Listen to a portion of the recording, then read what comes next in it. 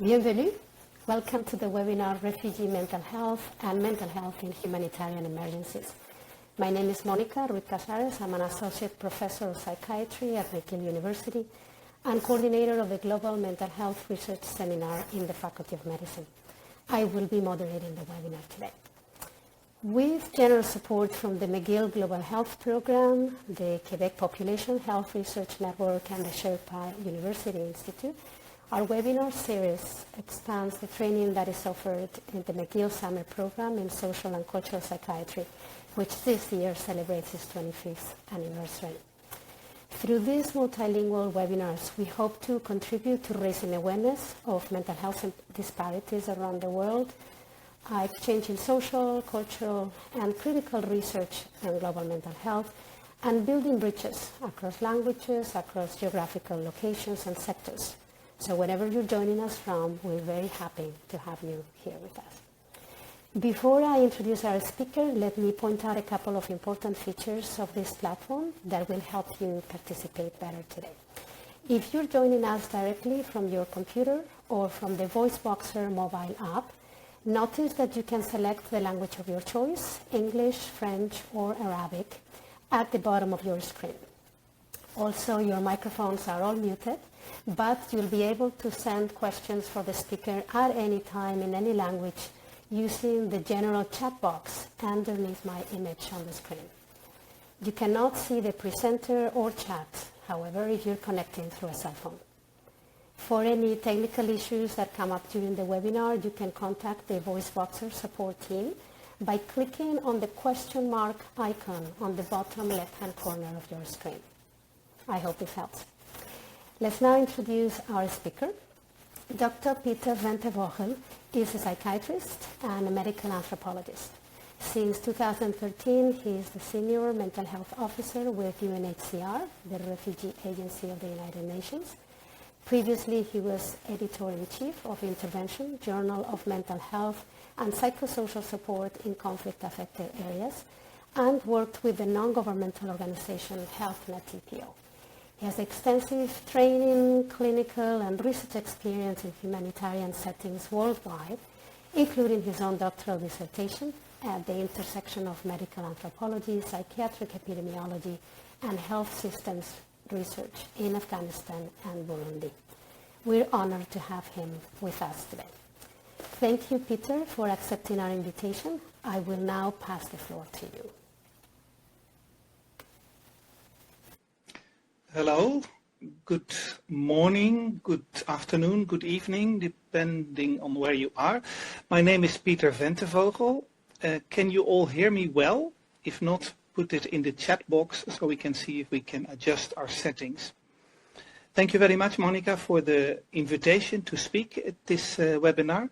It's an honor for me, and I'm very happy to share a little bit with the insights we have gathered over the last decades in humanitarian mental health and in refugee mental health, particularly in low and middle income countries. So let me start. As Monica said, I work with UNHCR, the United Nations Refugee Agency, and I'd like to start with a few key messages that I would like to address within this webinar. And the webinar is divided in 5 sections around these key notions. So first of all, it's about the importance of context in the production of symptoms and the stage of the emergency and the symptoms that are observed in people who are affected by the emergency. So that's 1. 2, which is a little bit of a kind of point de guerre pour moi, is to look critically at prevalence data in humanitarian settings, which is quite a critical and difficult issue.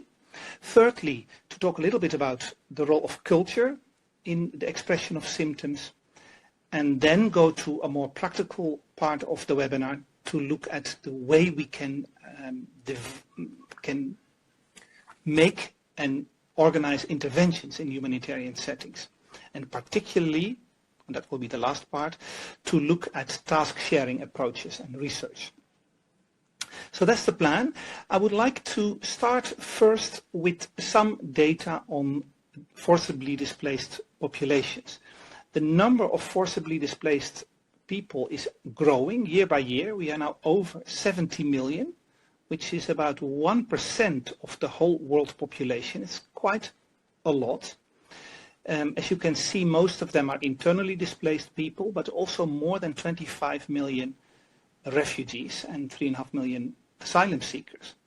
Now, there is a lot of talk about refugees and asylum seekers in high-income countries, but if you look at the statistics, particularly in the middle on the right, the top refugee hosting countries are mostly in low and middle income settings. Turkey, Pakistan, Uganda, Sudan. Germany has now entered the top 5, but the vast majority of asylum seekers and refugees are in low and middle income countries. So let's keep that in mind. Now, let's start with the first section that I had in mind, and that is the importance of context in actually the production of mental health conditions in emergencies. And I would like to start with 3 slides, 3 photos, to give you an idea. So I'll show you the first photo. This is, maybe some of you recognize the picture. It's quite an iconic image of massive displacement in the context of the Rwandan genocide. So this is after the genocide, when massive numbers of people fled the border. Now just imagine that you are a mental health professional and you are here, which I wasn't. I was too young to be there. But I've seen emergencies later that have a similar kind of extreme urgentness in it. So imagine you're a mental health professional and you are here. What do you think you can contribute? Well, let's ask first, what do you think are the most pressing needs of the people here? And if you think about that, you'll probably come up with answers like, where can I sleep? Where can I find safety? Where can I find food? Where can I leave my children? Where can I get healthcare? So we have the practical and basic needs that need to be addressed first. So what then is the role of a mental health professional?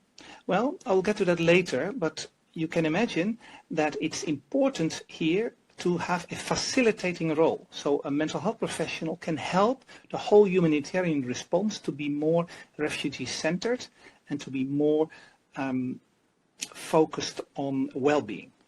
That's one. The second thing is that most likely in this, among this group of people, there are some people with severe mental health issues, perhaps in a state of dissociation, who are not able to fend for themselves.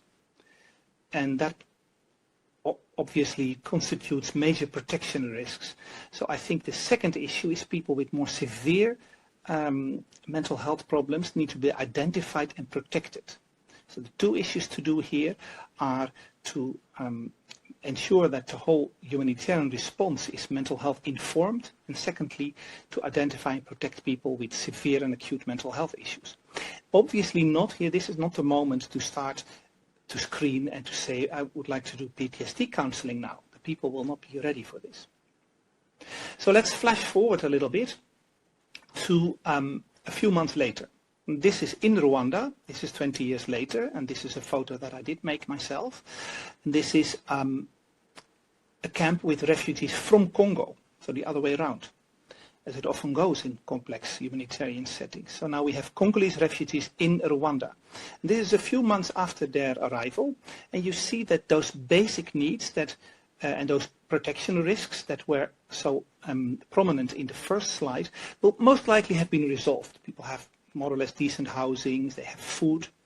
But if you look at this picture, you may notice actually this doesn't look like a normal African village. This is not an organic community. These are people who are brought together by chance or by force, but they are not a living community.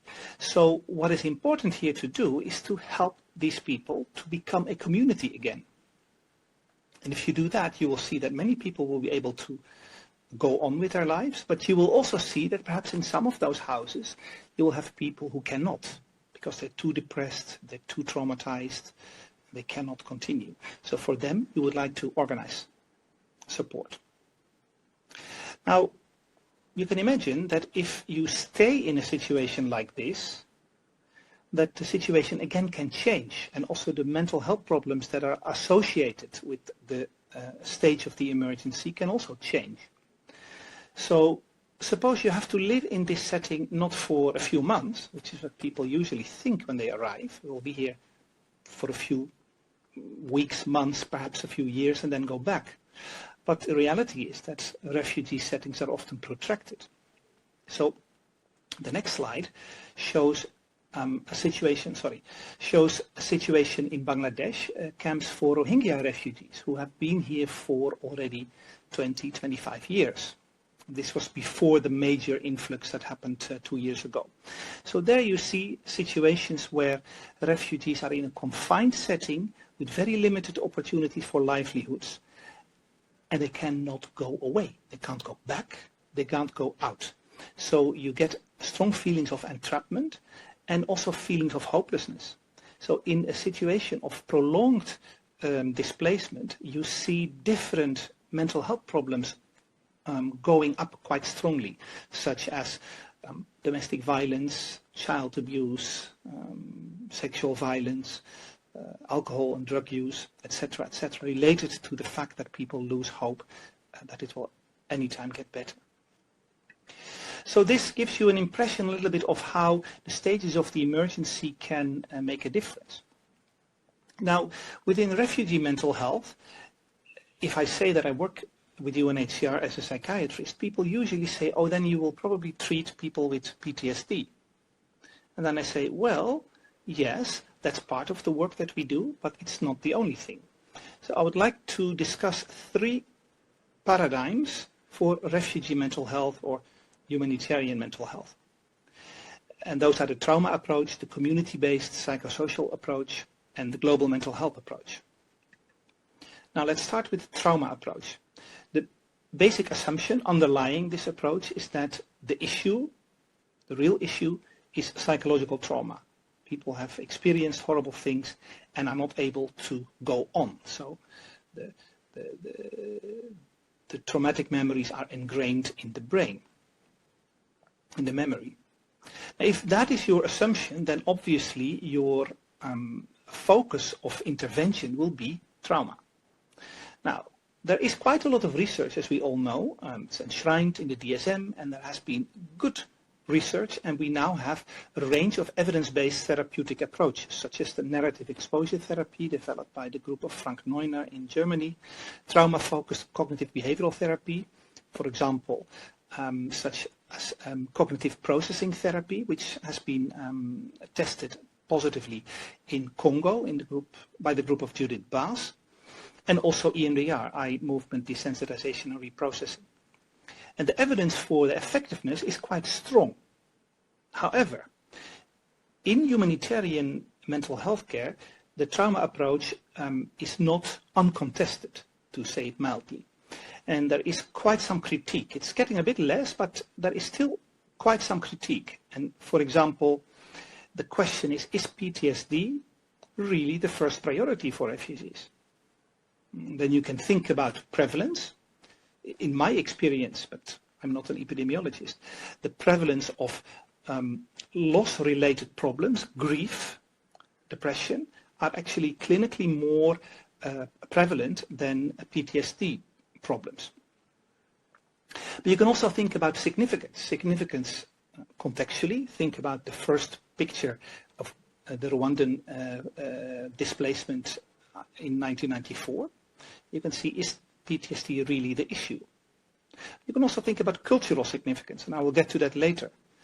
The trauma concept is very familiar among mental health professionals, but it's not necessarily always a culturally relevant concept in non-Western cultures, to use that term.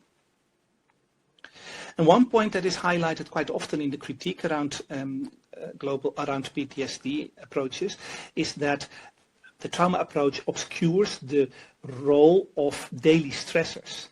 We have good research now that the expression of trauma symptoms is to some extent mediated by the daily stress of survival of everyday life. Now, that's the first approach. The second one is what I call the community-based psychosocial approach. And that has a very different lineage, has a very different history. It actually comes from community psychology, from movements in Latin America in particular around peace and human rights. Now, the assumption here is that it's not so much the individual wounds that count, but it is the communal wounds. It is the effect on communities, the social cohesion, the fact that people within communities don't trust each other anymore and don't work together. And if you see that as a major issue, obviously your key actions will be to strengthen those social environments to be more supportive. And it's about healing social ties. Now, this approach is also not uncontested, and one major critique is that there is a lack of research evidence.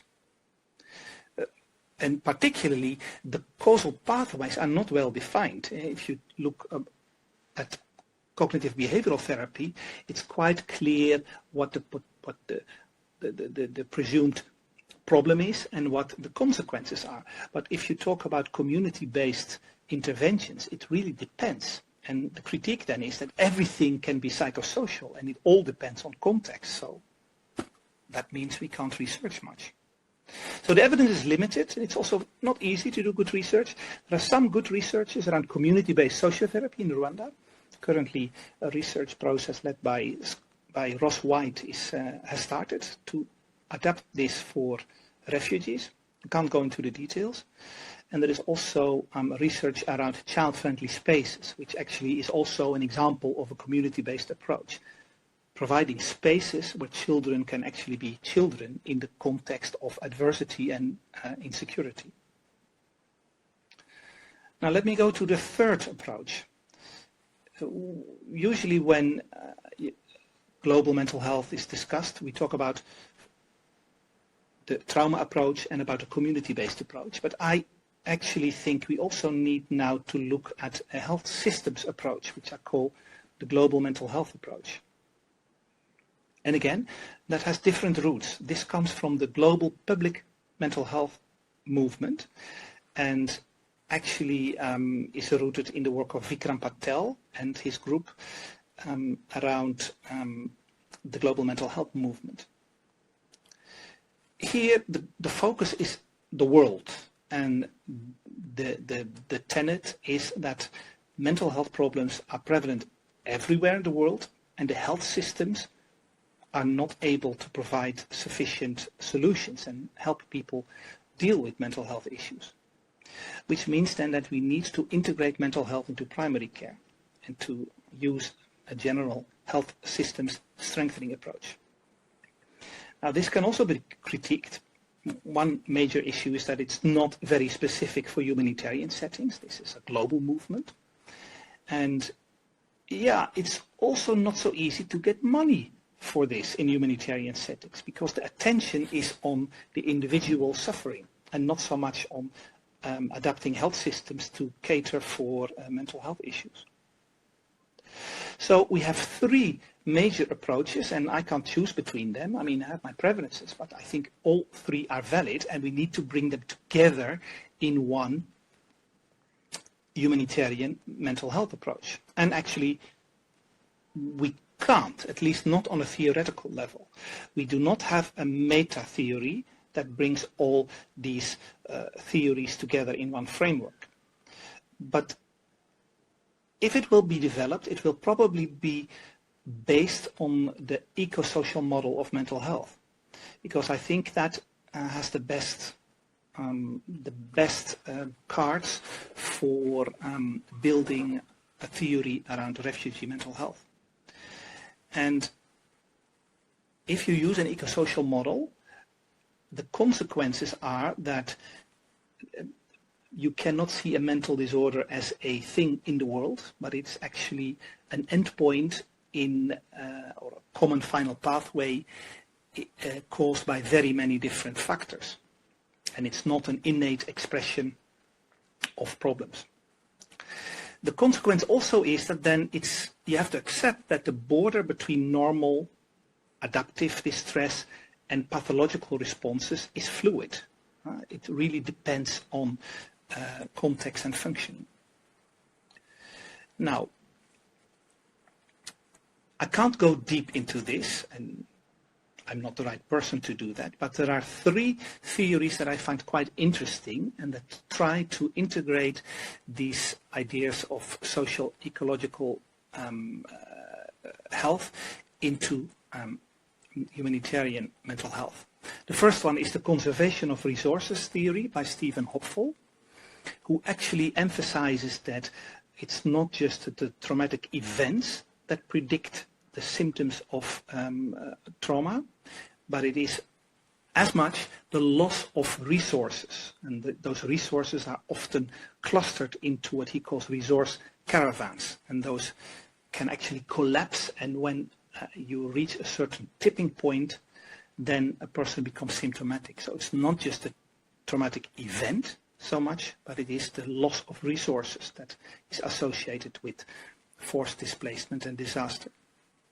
The second theory is the theory of the daily stressors by Andy Rasmussen and Ken Miller, who emphasize, based on theory and on data, that daily stress factors are major mediators for mental health outcomes in humanitarian settings.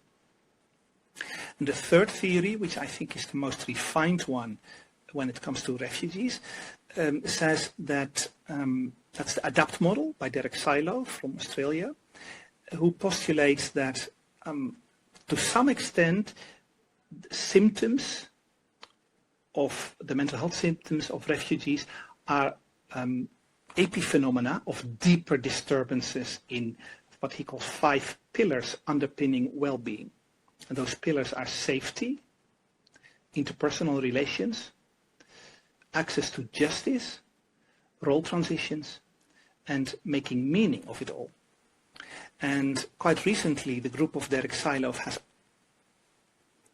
adapted the ADAPT model into a brief intervention called the integrated adapt therapy, and that works with these 5 themes. And the interesting thing is that the refugees like it because it addresses the issues that are at stake for them in their daily lives. I can't go too deep into it, but it's interesting to see, and if you want to read more, look at the articles in the references, which are freely downloadable. Now, let me move on to my second point, and that is related to data. And here we have an issue. There are many articles and surveys, articles about surveys in humanitarian contexts, and they are done with brief self-reporting questionnaires. And you can see some data here, and you see quite high percentages of people who probably have a mental disorder. Often the majority of the population, particularly in women, and sometimes even the vast majority. For example, the research in Sierra Leone after the war found that 99% of the population had symptoms above the threshold for PTSD. But you can see this in all these contexts. So the question here is, can we trust these data? And I don't think we can. I think we cannot take them as evidence for mental disorders. And I think these data conflate adaptive distress with mental disorders. Now, it's not so easy to do prevalence studies well. But what we do know is that the more thorough the research is, usually the lower the prevalence rates are. And for example, when clinical interviews are used instead of brief self-report, prevalence studies are quite difficult to do, and you see huge differences in estimated prevalences of mental health problems in humanitarian settings or among refugees. And what we know is that research that uses clinical interviews instead of self-report instruments, or researches that include function assessment, social function assessment, or research that includes longitudinal perspectives with more than one point of assessment, give lower prevalence estimates. Now, of course, there are attempts to make a meta-analysis of the available data, even though that is not so easy as it seems. I'm moving on to the next slide. Yes. And these are global estimates by the World Health Organization of mental health data in conflict-affected populations. And these are brand new data. The former data that we used were more or less in the same range, around 20 to 25% of the people in an emergency have mental health symptoms. But the difference here is that the data is much stronger, and that the number of people with severe mental disorders is higher than expected, around 5%. So that would be around 1 in 20. Now, I want to go briefly into the role of culture. I did a research about 10, 12 years ago in the heart of Africa. You see that square, which actually refers to the right square, where you see 4 communities in different countries, but they're actually quite closely related. If the transport system would be good, you could travel among them within 2 days. Now, all of these areas were affected by war, and what I did was a brief anthropological research to ask people what kind of problems they knew that were related to how they feel, how they behave, and how they think. And what came up here, and this is a summary, is that in each of those settings, people identify severe mental disorders as an issue. They make different words, but my point here is that that in these 4 settings, 4 different settings in Africa, I found evidence of local syndromes related to psychosis, and to some extent to depression, to epilepsy, and to possession. Possession means spirit possession by ancestors or angry spirits from the nature. Now let's go to one of those settings, for example, in South Sudan. You can see here that the people, when you ask the question, what syndromes they know that are related to thinking, feeling, and behaving, they identify mamali, which is a kind of general name for people with severe mental health symptoms. There is also a depression-like syndrome, which is called IASC, or thinking too much, which is characterized by staying in your home, eating, no appetite, feeling bad, crying often, cannot sleep well, etc. And this looks like depression, but it also looks a lot like, for example, a burnout or general distress. Now I have to move on because of our internet connections a little bit. If we go to the next slide, the summary is that in each of those settings there is a psychosis-like syndrome with core symptoms that are pretty much similar to what we know in Western psychiatry as psychosis. We also find in each setting syndromes that will resemble grief or depression, characterized by deep sadness and social isolation. But they have a variety of associated symptoms. And I can show that in the next slide. These are the 4 syndromes, in each setting one syndrome, around severe mental disorder. So MUL is the syndrome that was identified in the north of South Sudan, Mamali in the south of South Sudan, Ibisazi in Burundi, and Irisire in the Kivu in Congo. Now what you can see here, that the core of this diagram has the symptoms that were identified in each of those settings. And what you can see is the wider you go from the heart of that diagram, the more culture-specific the symptoms are. So for example, Ibisazi, which was the syndrome in Burundi, only there they said people with Ibisazi, they are looking at other people in a suspicious way. While, for example, burning houses or killing people was mentioned only in northern part of South Sudan. Now let's not look too much at the details, but let's look at this picture, which has the 4 syndromes related to loss. in each of these settings. So again, IASC is the syndrome in South Sudan, and Ibonge, the right bottom corner, is the syndrome in Burundi. And just have a look at this picture, and I'll go back, and the picture around psychosis. And what you can see here is that in the psychosis one that I show now, the heart of the diagram is much fuller, while in the loss-related syndromes, so in the depression-like syndrome, the heart of the diagram is much emptier, which means that the culture plays a much larger role in the expression of symptoms in this second slide. So the lessons are that local conceptualizations have major impacts on the planning of mental health interventions. And people with severe mental disorders, in fact, it's recognized everywhere, but people also say that they are not able to find adequate treatment, neither in the traditional healthcare system, in the religious healing centers, or in the health centers. So here we need to add something into the existing system, which is basically introducing mental health in primary care. Now, when it comes to these local syndromes characterized by loss or sadness, or the depression-like syndromes, we can actually say that the cultural context is much more important, and the actions to take are to empower existing social support systems, because the syndromes are identified, but people do not necessarily see this as a medical problem that you go to a doctor for.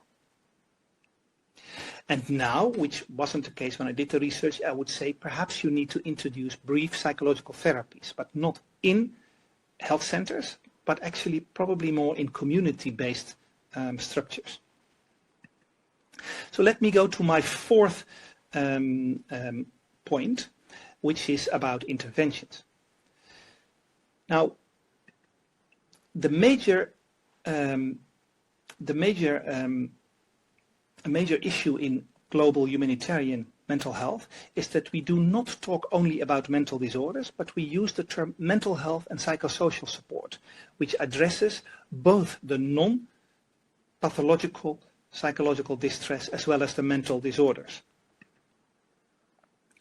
And this concept is inspired by this document, the IASC guidelines for mental health and psychosocial support in emergency settings. And I think the time is a little bit limited to go too detailed in it, but the core of this diagram is that interventions for mental health and psychosocial support need to be layered in different levels. So let's start at the bottom and think about the slide of the Rwanda crisis. It's important to include social considerations in basic services and security. Many people will feel distressed because their circumstances are very stressful. So we need to include a mental health kind of thinking in how we construct shelter, or actually, better said, how we help people to construct their own shelter and rebuild their homes. And make home again, as an example. The second layer is about strengthening family and community ties. And that in practice means community-based social work interventions. So think about the second slide, helping communities become communities again. Of course, we know that not everyone will be shining and well after such interventions. So we also need individual and focused interventions. So now we come to the second, the two top layers of the pyramid. And the important part here is to realize that not all focused mental health interventions need to be done by specialists. We can also work with trained and supervised non-specialists. And this actually is the major intervention, or the major hype, I would almost say, in global mental health these days, to develop scalable and manualized psychotherapeutic interventions. Now, there is a second document that I want to share with you, and that is the Sphere Handbook, which is the most authoritative guideline for humanitarian responses, and it includes 9 key actions for mental health. You can see them here, and this is definitely not a clinical guideline. This is a guideline for developing programmatic responses. And it's about coordination, because if you work multi-sectorially, obviously you need to coordinate across different sectors. It's also important to base your interventions on needs and resources. And I don't mean epidemiological research, because that's often too difficult as a routine intervention in a humanitarian setting. I mean identified needs. What do people see as their major issues, and what are the resources that are already available and that need to be strengthened, or the resources that are lacking and that need to be introduced. Then I'm not going through the whole list, but what you see here, it's a mix of activities that are based on strengthening self-help and community support, up to more clinical interventions. Okay, now how do we do that in practice? And if there is one thing that is clear, if you work in the Rohingya crisis in Bangladesh, in the Sudan crisis or the South Sudan crisis, it's clear that the number of specialists is very limited. So we cannot count on mental health specialists. So we need to find other ways. And there are a few tools that we have developed within the humanitarian world that I want to share with you. The first one is the MHGAP Humanitarian Intervention Guide. This is a clinical manual meant to train and supervise general health workers, could be a nurse, could be a doctor, could be it could be a social worker, in the health centers to identify and manage the major mental health conditions.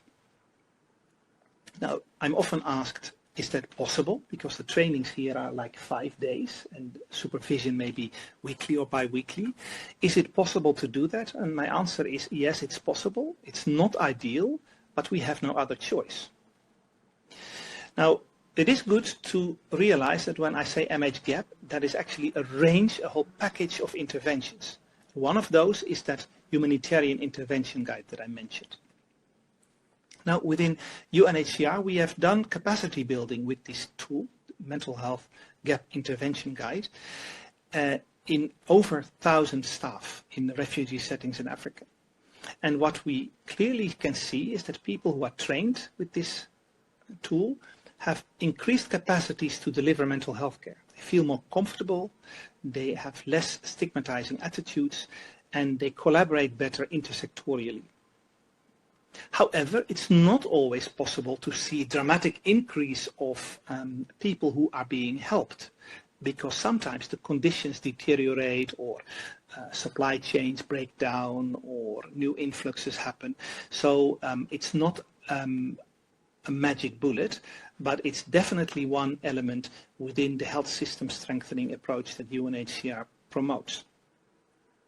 I would like now to go to a second set of interventions that have been developed in the humanitarian settings, and those are scalable psychological interventions.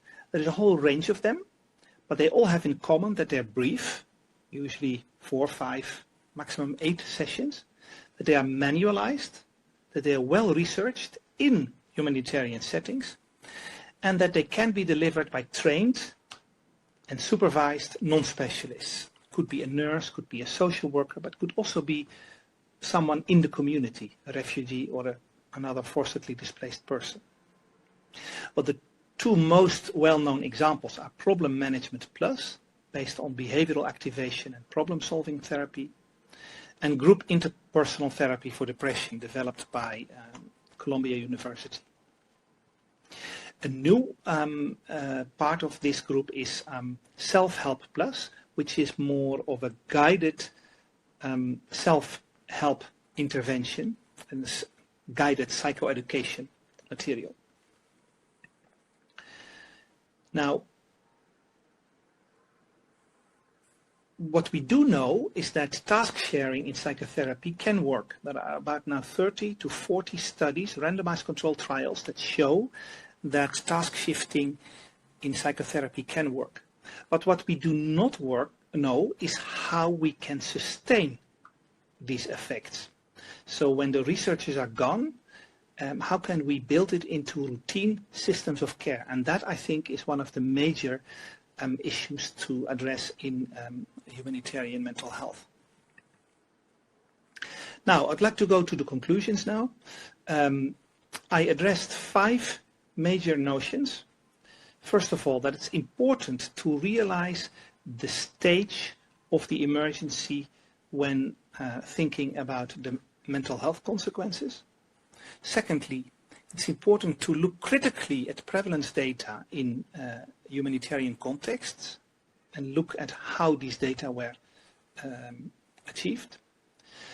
Thirdly, to acknowledge the role of culture, particularly when it comes to the milder forms of mental disorders.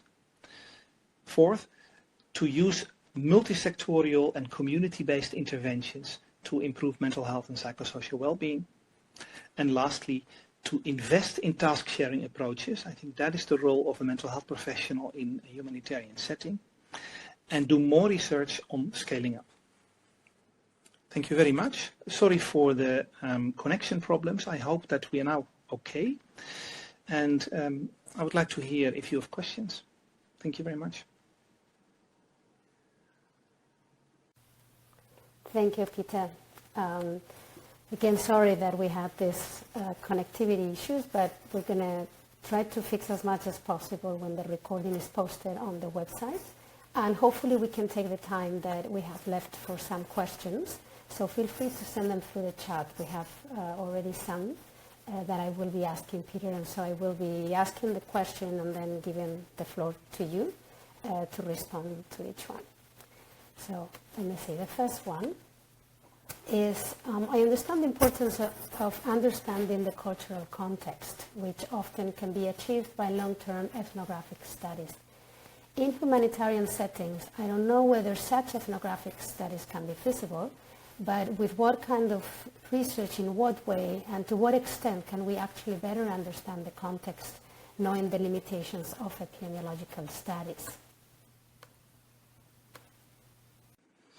Okay, that's an important question, and obviously there is a kind of tension between, let's say, ethnographic understanding, which usually takes a long time, having a researcher for months or years in the research location in order to understand the local perspectives in a better way, and the humanitarian imperative to do something now.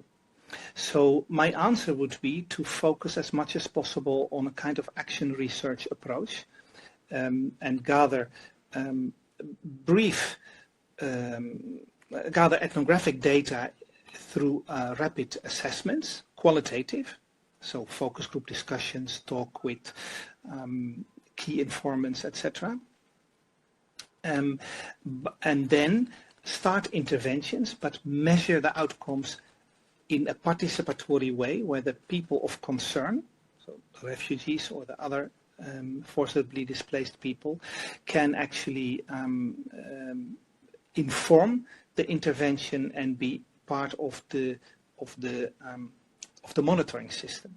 So I hope that helps somehow. So my answer would be to integrate persons of concern as much as possible in the definition of the problems as well as in the elaboration of the solutions.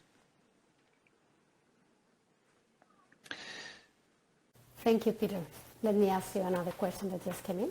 What are the limitations that you know about the application of the manualized interventions which were presented at the end of the presentation? Yes, that's another excellent question. Well, obviously, when you use manualized approaches, it means that you tend to lose some local specificity.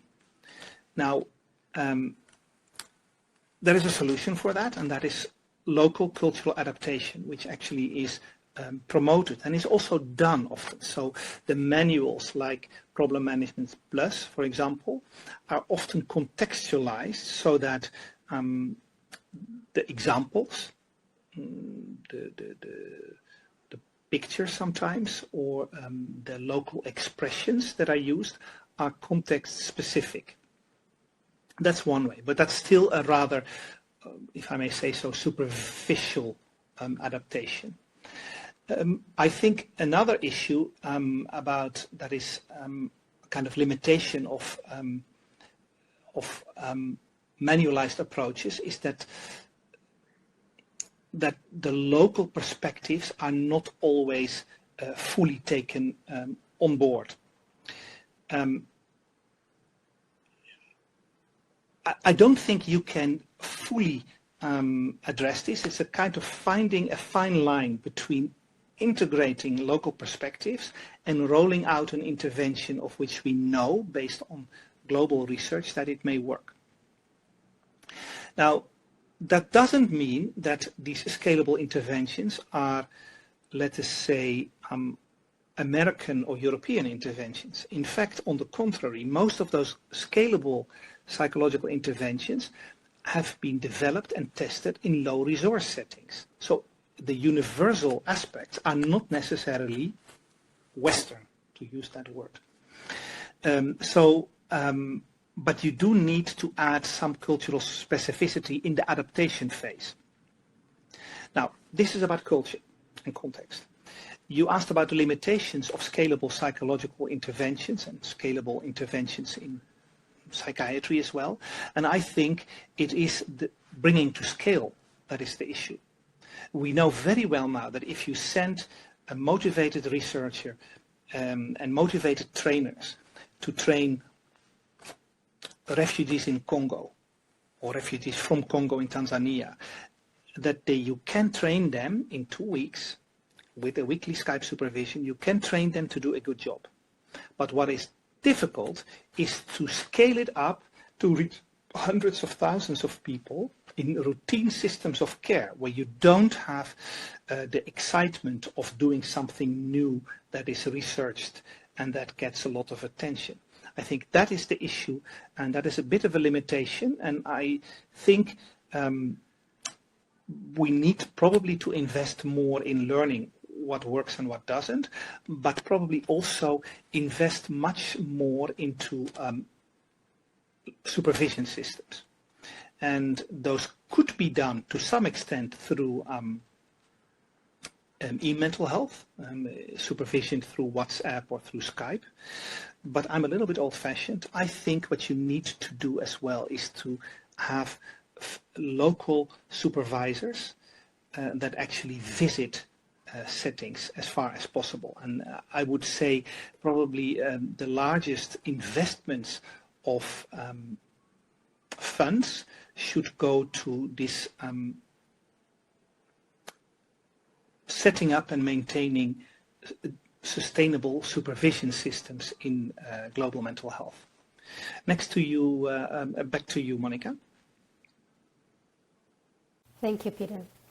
The next question connects in the element of it. Can you comment on the use of innovative MHPSS approaches on digital platforms in refugee settings, specifically in support of adolescents in this digital age?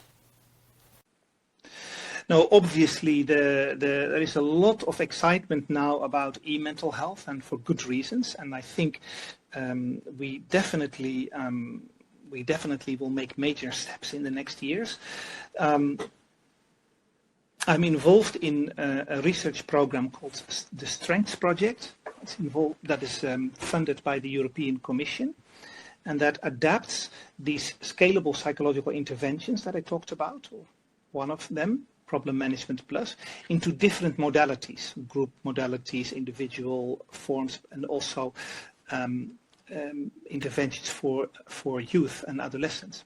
But one of them is also to use an application, a mobile app, where actually the essential parts of the intervention are integrated. And this is now being researched. The research is the effects, as far as I know, because it's still ongoing, is relatively good.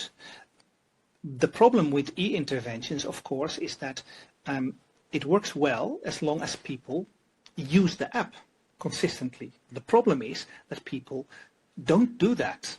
People are not always motivated to continue. So it is, again, what can you do to ensure that people continue using the app and do the exercises? Well, there are different ways to do that. There is now this there is research going on with chat bots, so that at least it looks more interactive. And yes, I think we will make major steps forward, particularly among young people who are already using smartphones quite a lot, and particularly in middle-income settings and in urban settings. I don't think it is the solution for all ills, because I still very regularly come in very remote and resource-poor settings where internet connections are not good and people do not have smartphones where you can actually do therapy for an hour or so. And there are also issues related to privacy. I mean, even if a person would have an app and would be able to access the intervention, then where are you going to do that if you're in a hut or a shelter with 5 other people? I mean, you don't have the privacy. So I still think that person-to-person counseling remains important. Over to you, Monica. Thank you, Peter. Can you give examples of context-related symptoms? Regardless of the reason for the symptoms, they usually need to be dealt with and the person needs help. What resources, if any, are currently available to address such symptoms? Yeah, great question. Well, for example, you can think of let me give an example from the Rohingya context, where, for example,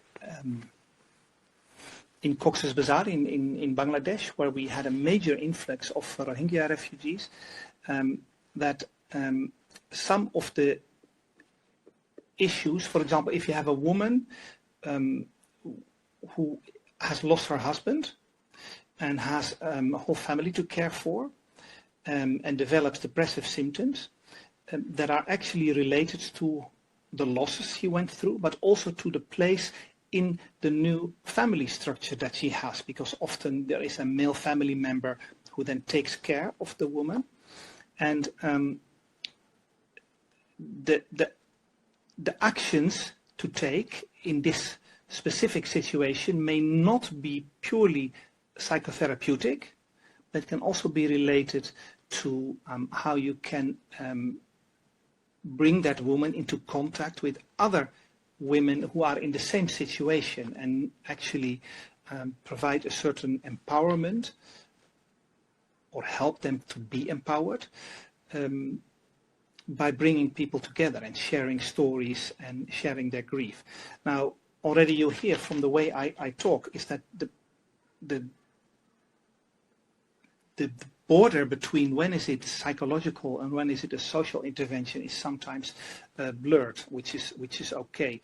But what I mean with context-generated symptoms means by implication that your first actions will be to see how to change the context or to help the person better deal with the changes in the context. Another example is in various refugee settings, actually, particularly in the acute settings, that people have a lack of information and don't know whether they will be sent back or whether they can stay in the setting where they are, what their rights are. So when the distress in such a situation is generated by the anxiety and the insecurity of the living circumstances, the best thing to do is to give people information about their rights, about where to get help, and about how will go in the future. So in general, when you define symptoms as context generated, your first actions will be to look into that context. I hope I elaborated a little bit. Over to you, Monica. Thank you, Peter. I'll ask you one last question quickly and then we'll wrap up, even if we go a couple of minutes over time.